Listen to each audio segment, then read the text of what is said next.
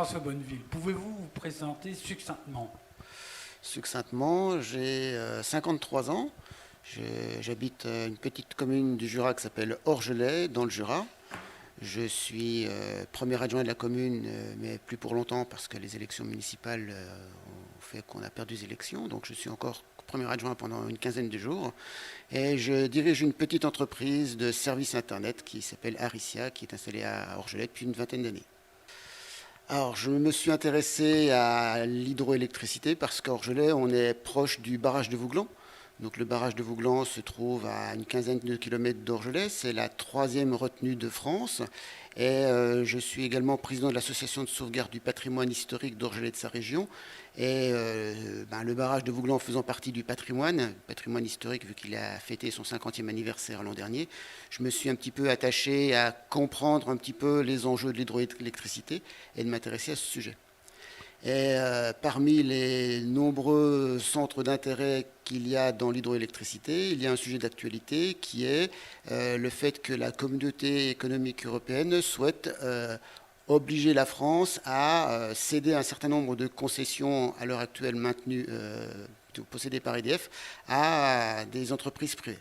Il y a environ 500 barrages en France, globalement, quelques barrages dans les territoires d'outre-mer, dont 80% sont des concessions d'EDF. Ce qu'il faut comprendre, c'est que depuis une loi de 1919, la force hydraulique de l'eau est un monopole d'État et que l'État cède des concessions à des entreprises qui veulent mettre en place des ouvrages d'hydroélectricité. Donc avant la Seconde Guerre mondiale, il y avait une multitude d'opérateurs qui avaient construit en général des petits barrages qui étaient sur nos rivières. Et à la Libération, l'électricité, le gaz et de grandes entreprises ont été nationalisés. Et donc EDF a été créé en 1946. Et à partir de là, il y a eu une politique de création de grands barrages pour répondre aux besoins croissants en énergie. On était dans les 30 glorieuses, la France était en pleine reconstruction. Et donc pour faire face aux besoins d'électricité, EDF s'était lancé à ce moment-là dans la construction de grands barrages. Et ces grands barrages vont arriver à échéance. La plupart de ces barrages ont une concession de 75 ans. Et les barrages qui ont été construits à la sortie de la guerre et ceux qui étaient en exploitation avant la guerre vont arriver à terme d'échéance. Et donc l'Union européenne voudrait qu'on cède la concession de ces barrages à des entreprises privées. Donc c'est l'État qui est propriétaire des barrages. En général, si on prend l'exemple du barrage de Vouglan, c'est EDF qui a construit le barrage, qui a fait construire le barrage de Vouglan par des entreprises de travaux publics, avec comme obligation que l'infrastructure serait une propriété d'État. Et EDF a la concession des barrages pour 75 ans. L'hydroélectricité, c'est variable en fonction des années. Vu que c'est une ressource renouvelable, elle dépend essentiellement de l'arrivée en eau, de la pluviométrie sur le territoire. Donc, bon an, mal an, ça représente entre 10 et 12% de la part de l'hydroélectricité. Et dans les énergies renouvelables, si on prend l'éolien, le solaire et l'hydroélectricité, c'est les 3/4 des énergies renouvelables, c'est l'hydroélectricité. C'est les tenants de l'économie ultralibérale qui siègent à Bruxelles et les lobbies des entreprises concurrentes d'EDF. Donc en France, le principal concurrent s'appelle Engie. Engie, c'est la fusion de GDF et de Suez qui a été créée il y a une dizaine d'années. Donc Engie est le deuxième opérateur en France. Ils ont à peu près entre 10 et 15% de la part de l'hydroélectricité. Ils contrôlent par exemple la Compagnie nationale du Rhône. Donc tous les ouvrages hydroélectriques sur le Rhône sont exploités par Engie. Et puis ils ont une douzaine de barrages dans le sud de la France par une société qui s'appelle la Société hydroélectrique du Midi, qui a des barrages dans les Pyrénées et dans le sud du Massif central. Et donc Engie aimerait bien mettre la main sur un certain nombre de barrages à l'heure actuelle utilisés par EDF, mais aussi des compagnies privées, des compagnies étrangères, des compagnies norvégiennes, allemandes, suédoises aimeraient bien pouvoir venir faire leur gras sur le dos de nos infrastructures. Je pense au suédois Vattenfall. Chez Vattenfall, leader suédois de l'énergie, notre objectif, c'est une vie sans carbone d'ici une génération. Pour vous, Français, nous avons mieux. Une électricité moins chère et neutre en carbone. Un premier pas vers une vie sans énergie fossile. L'espagnol Iberdrola.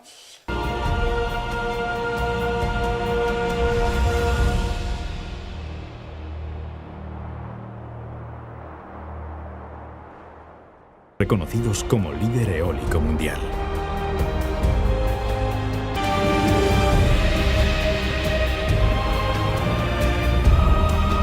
Et le français Total.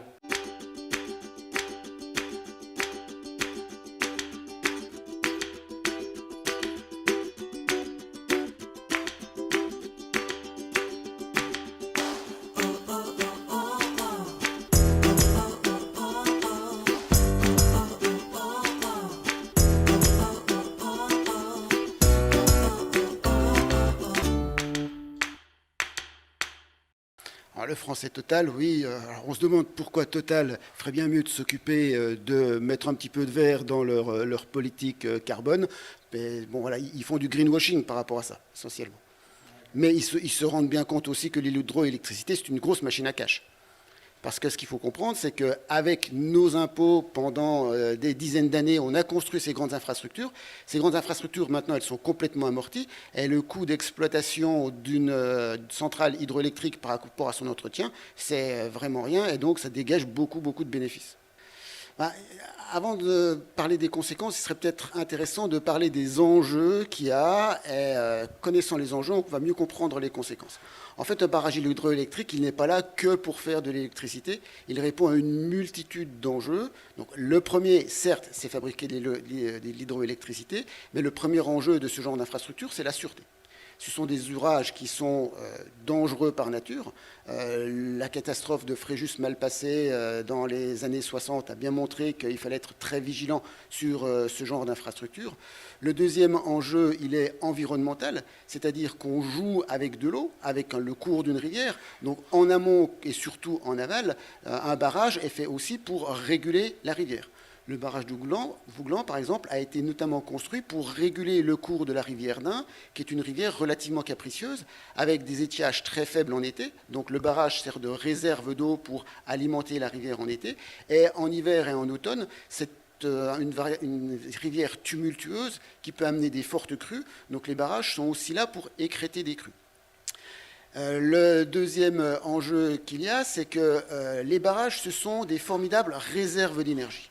Contrairement aux autres formes d'énergie qui ne peuvent pas être stockées, on peut considérer qu'un barrage, c'est une très grosse pile et que tout le volume du barrage, c'est de l'énergie potentielle à produire, de l'électricité à produire. Et les barrages sont là pour réguler les fluctuations de la demande et de la production. Et donc un barrage, quand il produit de l'électricité, il produit de l'électricité à forte valeur ajoutée, là où elle coûte le plus cher. Voilà un petit peu pour les enjeux. Donc les conséquences par rapport à ça, c'est que les compagnies qui voudraient mettre la main sur ces concessions hydroélectriques, ce qui les intéresse, c'est cette dernière partie, c'est la partie argent. C'est-à-dire qu'à un moment donné, quand il y a besoin de produire de l'électricité, on fait appel aux barrages hydroélectriques, et à ce moment-là, l'électricité vaut très cher sur le marché de l'énergie. Et donc ces sociétés pourraient être tentées de faire monter le cours, voire même provoquer un blackout. Il faut bien comprendre que le système électrique que l'on a, il est relativement fragile. Et que si l'électricité s'effondre à un moment donné, c'est toute la chaîne qui s'effondre. Et donc il faut absolument arriver à produire l'électricité à ce moment-là. Donc les barrages hydroélectriques sont vraiment à la pointe, en pointe de consommation. C'est eux qui font la variable d'ajustement. Et puis les enjeux, c'est que si ce sont des sociétés privées qui sont là pour exploiter les barrages, ils vont avoir comme premier objectif la rentabilité et ils vont oublier les autres enjeux, les enjeux par exemple environnementaux dont je parlais tout à l'heure, ou d'autres enjeux, notamment par exemple le tourisme. Au bord du lac de Vouglan, il n'y a pas que de l'hydroélectricité, mais toute la saison d'été, on a des touristes. Et EDF, à l'heure actuelle, doit déjà jouer très finement sur le niveau de la côte pour qu'en été, la côte soit maintenue pour avoir des activités touristiques. touristique. Le jour où un barrage comme Vouglan est privatisé, ils n'auront rien à faire de la venue des touristes, et toute l'économie touristique qu'on a mis en place autour du lac de Vouglan, eh ben, elle va péricliter parce que le producteur d'électricité à ce moment-là, il produira de l'électricité sans se soucier des usages qu'on peut avoir tout autour du barrage. De toute façon, l'électricité en général va augmenter. Il ne faut pas se leurrer.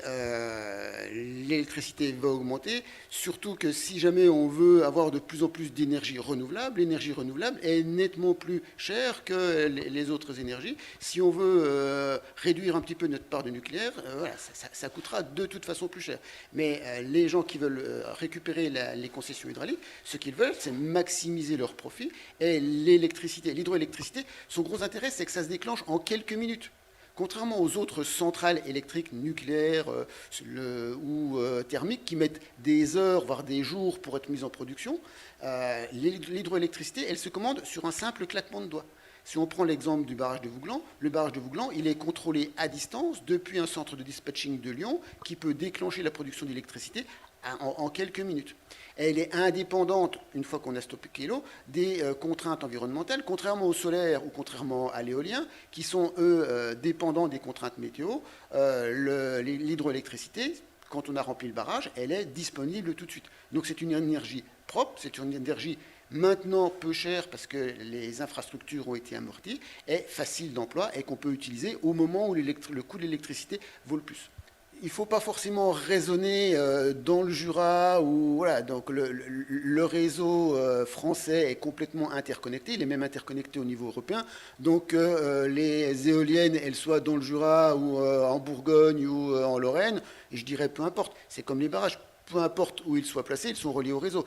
Si les grands barrages sont essentiellement dans les Alpes pour des raisons d'enneigement, donc de fonte des neiges, et puis d'altitude, de différence de potentiel d'altitude, peu importe où sont situées les infrastructures. Ah, c'est un gros inconvénient de l'éolien. L'éolien et le solaire, le solaire, par définition, ça ne produit que la journée, et l'éolien, ça ne produit que quand il y a du vent. Alors que l'hydroélectricité, ça produit quand on veut.